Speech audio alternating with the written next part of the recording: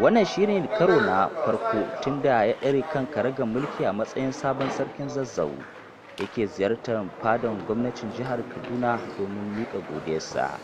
Mai martaba sarkin Zazzau ya bayyana cewa sun halarci fadan gwamnatin jihar Kaduna ne da wakilan dukkanin gidajen da ya kamata su nemi wannan sarauta, da Katsinawa, Bari-bari da Mallawa, wanda hakan ke nuna haɗin kansu, haɗa da tafiya tsintsiya maɗaurin ki ɗaya domin ci gaban masarautar Zazzau da jihar Kaduna.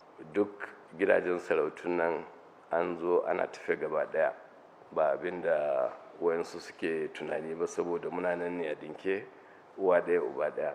Don ko a nan wanda muke tafi da su, kowane ɗakin sarauta za a ga akwai wanda suka wakilci ɗakin, wanda ke ya nuna irin cewa an sami nasara, za a tafi gaba ɗaya a ba wa juna haƙuri.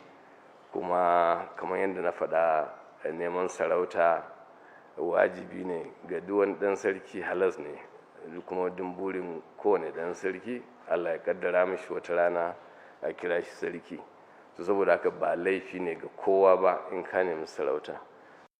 Gwamna Nasiru Ahmad El-Rufai ya nuna godiyarsa gaya game da haɗin kan da suka nuna na tafiya da kowa cikin wannan harka na mulki. Da ɗan sarki yana son ya zama sarki, amma Allah sarki ɗaya yake yi.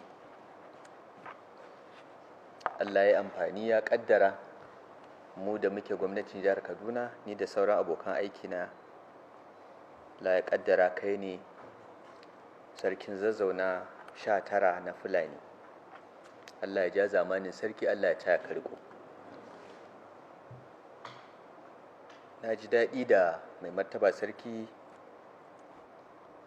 ya ce yana ƙoƙarin haɗa kan hakimai, 'ya'ya da jikokin sarakuna da sauran 'yan majalisa gaba ɗaya.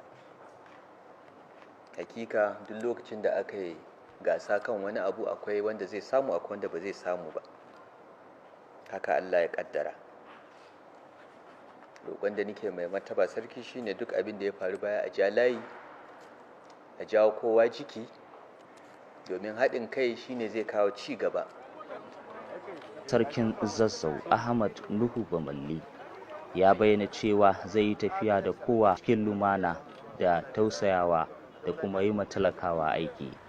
Ƙarshen rahoton kenan nan Kaduna, Muhammad Umar Jingi, taskar labarai.